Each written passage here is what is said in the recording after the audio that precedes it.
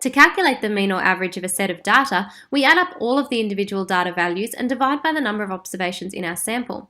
But if we were to take 1, 2, 3 or more different samples from our population, would our mean be the same among all the samples? Maybe, but probably not.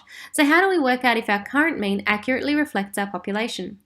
For more information about our population, we can calculate confidence intervals around our means. These provide a range of values in which the population mean is likely to lie.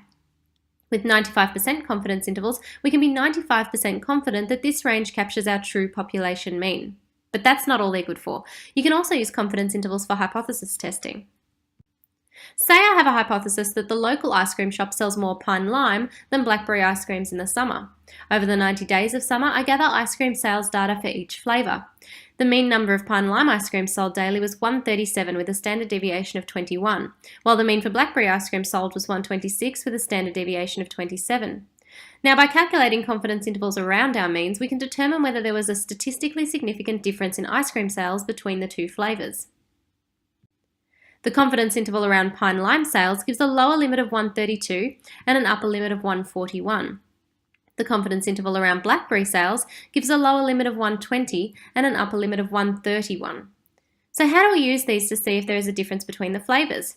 Well, we look to see if the confidence intervals overlap.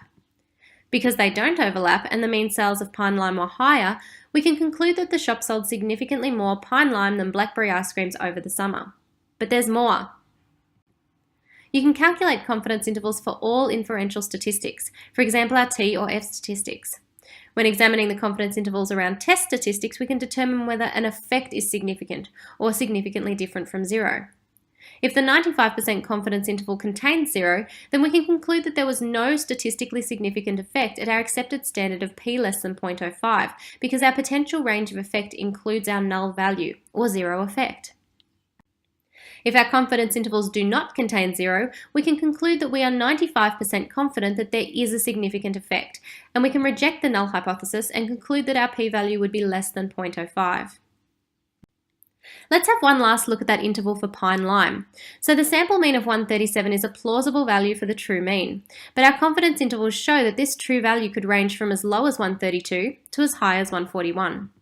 This is a pretty narrow range, so it suggests that we do have a precise estimate, which is great, but it's still a range. And we need to remember that if we took another sample, we could plausibly have a mean of 132 or 141 or any value in between based on the sample data that we have.